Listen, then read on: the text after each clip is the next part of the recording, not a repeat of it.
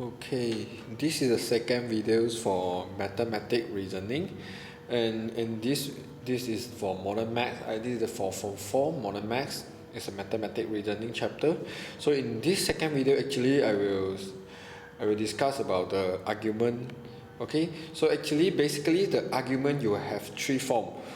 Okay, but in this video I'm going to discuss about the argument form 1 and argument form 2. Actually the form 3 is very similar with the form 2. So in order to not to confuse my students, so I'm going to use the form 2 to discuss also the form 3. Actually the form 3 is just add another not into it. For example, if P then Q, then P is not true, then Q is not true. Just add a not over here. Okay, it's not so special about the form 3. So I think this 2 is a very important form. If you can understand both of these argument form, actually you can almost answer all the argument form, all the argument question. Okay, so now, okay, in this video the process is something like this. So I'm going to teach you about argument form 1, and then I will provide you 5 to 6 examples on argument form 1. Then I will teach you about argument form 2. Then I will use 5 to 6 examples to show you how to apply the argument form 2. Okay, so let's start about this video. Okay, let's start about discussion. Okay, so now, okay, argument form now says that, okay, the previous ones say that if, okay, OA are B, okay, if OA are B, okay, then the previous two say that C is A, conclusion is C is B. Okay, because all in A and B is quite harsh to understand, but then I just want you to understand A is one statement, B is another statement, and then suddenly he will come out a new statement called C. So what you write your conclusion is, whatever he gives you a new statement over here C, your conclusion is just follow back the C statement.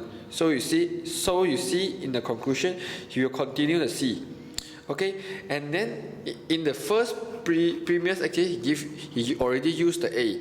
So in the conclusion you don't use the A back, because you copy the C statement. If you use the A back, then if you use back the A, then both of these will be the same statement.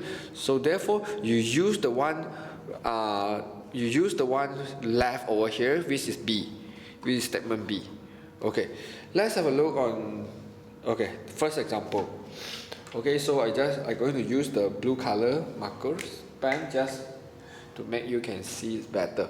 Okay, so all angle more than 0 and less than 90 are acute angle. Okay, so over here I just want you to see, okay, all angle more than 0 and less than 90, this is the first statement A.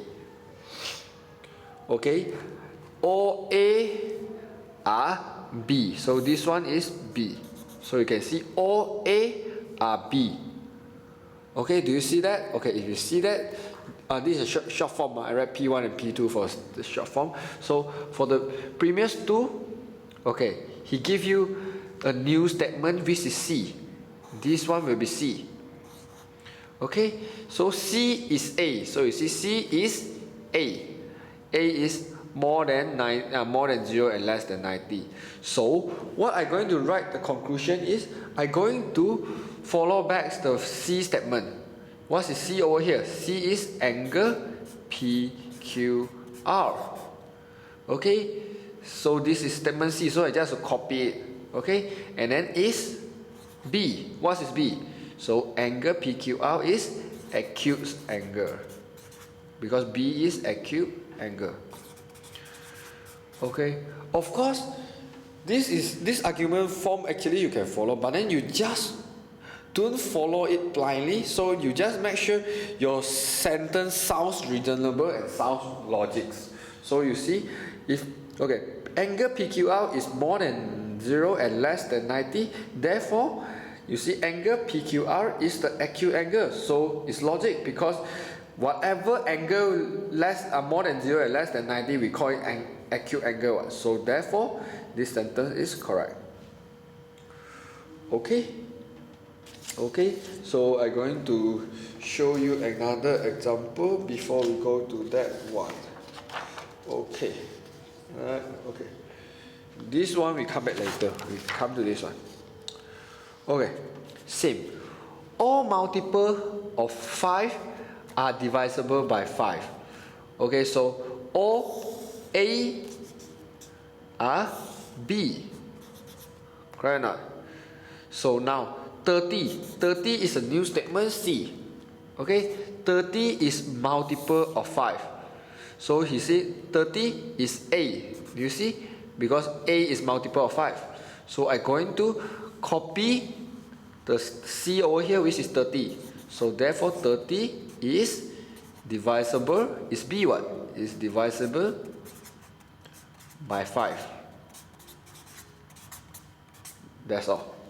Okay, you see all A are B, then C is A, so C is B, because B is divisible by 5. Okay, because it's quite simple one. Okay, yeah, let's have a look on the next example over here.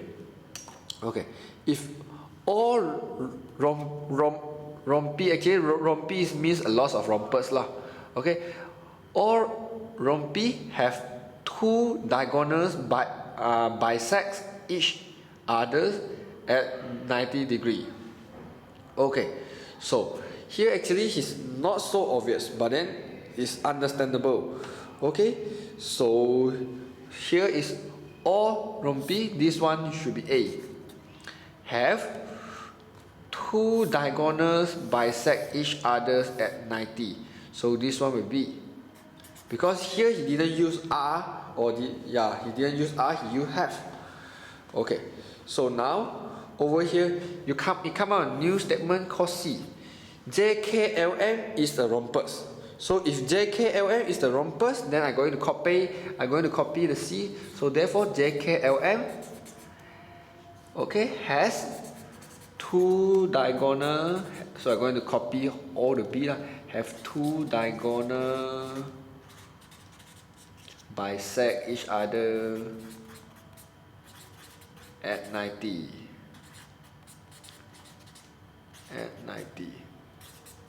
Okay, this one is just right accordingly. However, if you want to understand this one better, actually this one is something quite simple. Okay, let me take the F4 paper. Okay. Since we discussed about this one, so I just show you. However, it's not related to this one because we have something like, okay, because some students might not understand about what is the meaning have 2 diagonal bisect each other at 90. So I'm going to draw a rhombus. Okay, what is rhombus? Rhombus means this one is parallel with this one is parallel with this one, and 4 sides you have the same length, sama panjang. Okay, so diagonal means actually from this corner to the other corner, this one we call it diagonal. So therefore they say 2 diagonal bisect each other. So I have another diagonal also like this.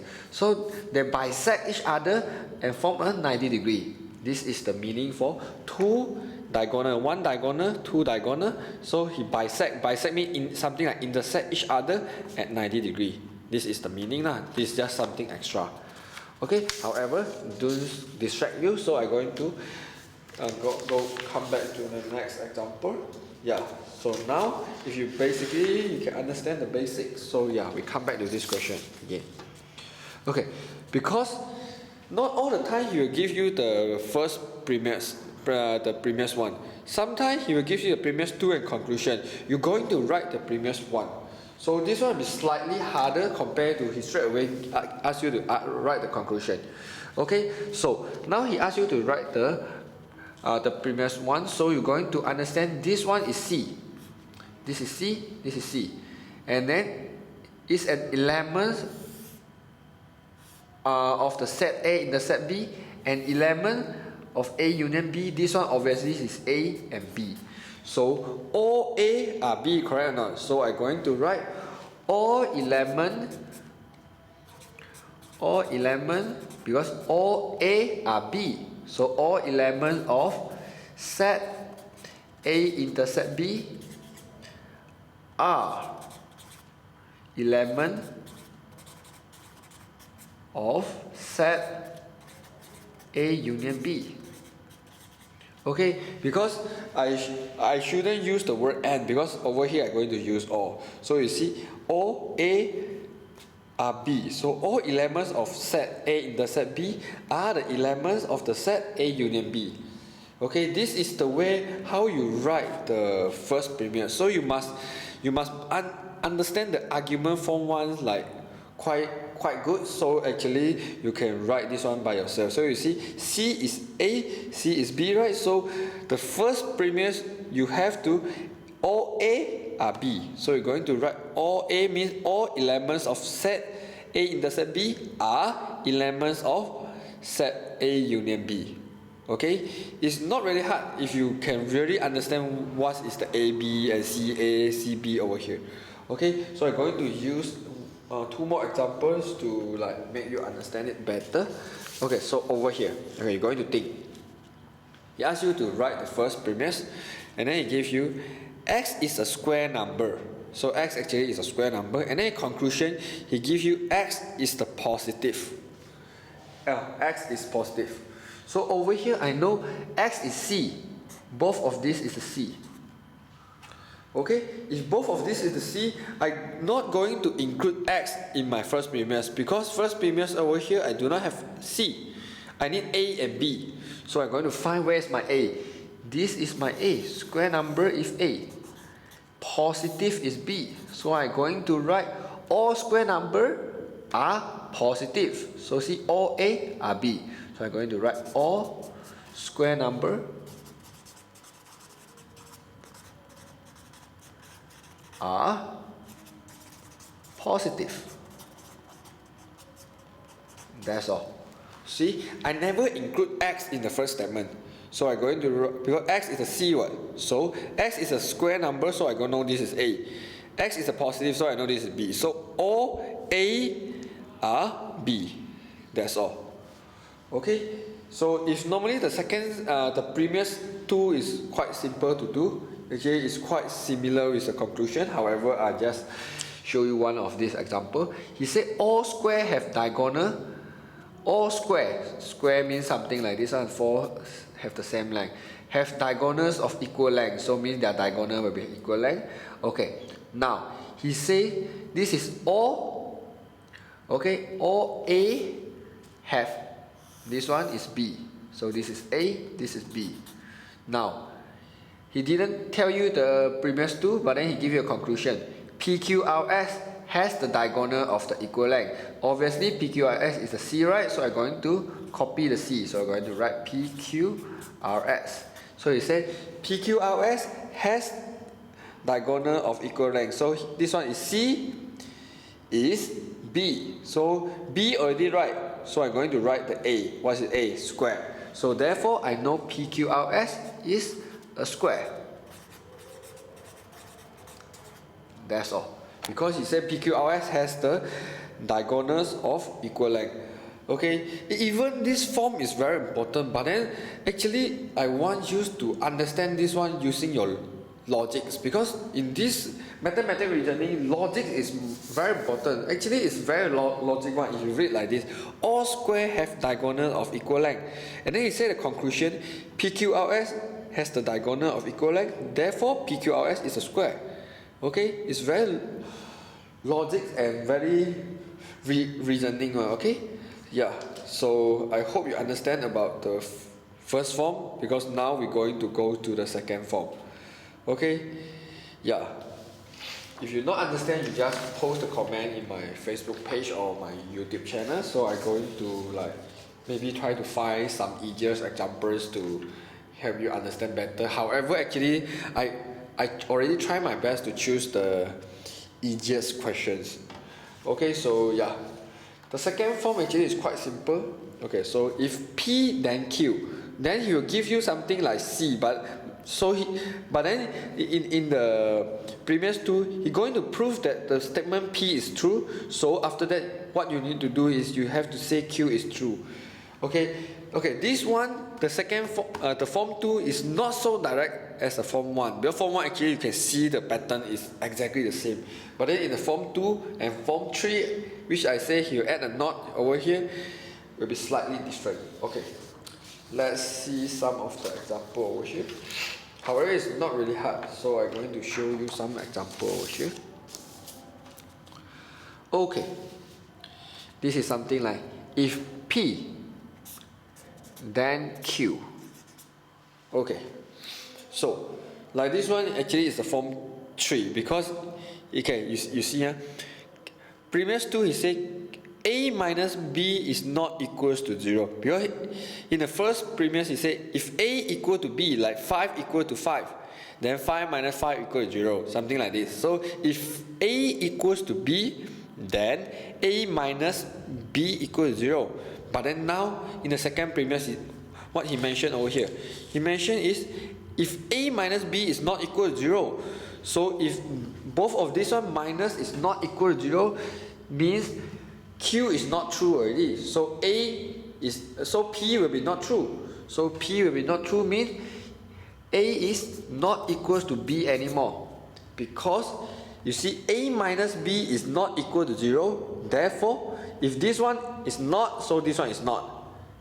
That's all for the form 3. So whatever he said this one is wrong, so I have to prove this one is wrong. So he said this one is not equal to this one, so I have to say this one is not equal to this one as well. Okay, this is how the form 3 work. Okay, I hope you understand. So we're going to come back to this one. Okay, in here he said if A divided by B, like A over B, this is a fraction. A over B is a proper fraction. Okay, proper fraction means actually the denominator have to be bigger than the numerator. Okay, so therefore then A must be smaller than B. So therefore only we call proper fraction what? Okay, proper fraction something like 4 over 5 lah. This one we call proper fraction. Okay, then now if P, this is P, then Q, this is Q. If P then Q. Okay, now he said A over B is a proper fraction. So so this statement is true what? P is true, you see. Since he said A over B is the proper statement, so I just write if A over B is the proper statement, then A will be smaller than B. That's all. Okay, it's not so direct. So actually you might think that you have to write something P is true. You might write something this one is true. Not this meaning. He said P is true means if this statement is true, so you're going to write the second statement according to what you have over here. So it's very simple. So if this one, then this one, right? If P, then Q. So in this statement, if I write P, then this statement I write Q. That's all. Okay, I'm going to use another few more examples to like end this video. So hope you can absorb as many as you can. Okay, so over here, if cos angle equals to 1 over square root of 20, because 1 over square root of 20 actually you got 0.7071, then angle is 45 because cos 45 equals to 1 over square root of 2. Okay, now he used the form 3. Why? Because what I see over here is angle is not equal to 45. Whenever I say this is not equal, so the first one will be not equal also. So therefore I know cos angle is not equals to 1 over square root of 2. That's all. It's very simple. So as long as you see a not equal over here, so you just change your first statement become a not equal. Because in the previous two, not necessarily you start with P. Sometimes you start at Q. It's very common. It doesn't matter you start Q or start P first. You must understand how's the form actually working. Okay, so if you say this angle is not equal to 45, so I'm going to say cos angle is not equals to 1 over square root of 2. Okay, yes, have a look on this one. Okay, the first premise it says if a polygon have the equal size, means the polygon have the equal size, so therefore then it is the regular polygon. Yeah, regular polygon means each of the sides of the polygon have the equal length. Okay, then the second premise it says, okay, and quadrilateral triangle has equal size. So this is something, okay, so he's going to say since this one have an equal size, so what I'm going to write is something similar like this one. So I'm going to copy and quadrilateral, because this one suddenly come out, I'm going to use this one. So an equilateral triangle,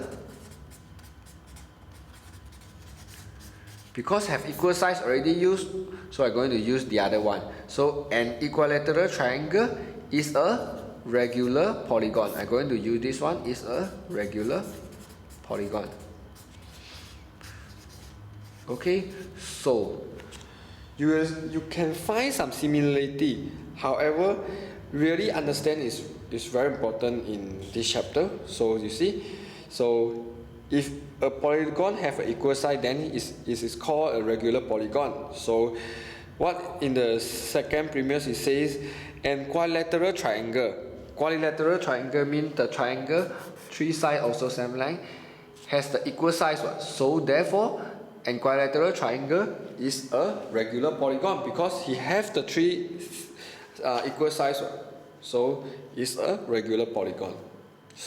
Okay? Yeah. The last two example. Okay.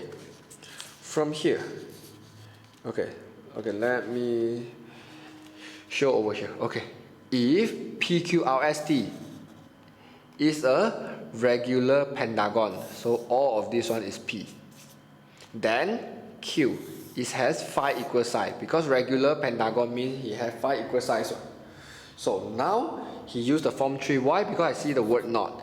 Then he said PQRST is not the regular pentagon. He said he's not a regular pentagon, so I'm going to copy PQRST. Since it's not right, so doesn't have 5 equal sides. Okay, this one need a little bit of the simple English, because since he said PQRST is no longer the regular pentagon, so I know PQRST sure do not have the 5, does not have the 5 equal sides, because if he have the 5 equal sides, then it's a regular pentagon. Since he said it's not, so mean PQRST does not have 5 equal sides. Okay, so you need some logics to answer this question. Okay, the last one. If x is an odd number, then x squared is an odd number, because it's very logic. What? Like 11 is an odd number, then 11 square, you got 121 is an odd number also. This is the meaning. If x is an odd number, then x squared is an odd number also. Okay, now what he mentioned here is, okay, now he said x is not an odd number. He said this one is not an odd number, so of course the second one is not also. So I'm going to write x squared is not an odd number. That's all. Odd number. Since he said the first one is not, so I'm going to say the second one is not also. Okay, that's all for argument. So I really hope you can understand and how actually answering the questions. If you still feel very confused, you just go and take some exercise book and then look through the argument and try to answer yourself, and refer your answers to the answer you write to the answer behind the reference books. So just compare and then you will see how to write more accurately Okay, however, as long as the concept you write is over there, then I think your teacher will give you correct. Okay, so I really hope, especially for this part, do more practice. Do more practice really will help you. Okay, do more practice and then trying to compare your answer with the answer inside the book. Okay, I really hope this video can help you understand better about mathematics reasoning in the argument part. Okay, anyways, thanks for watching.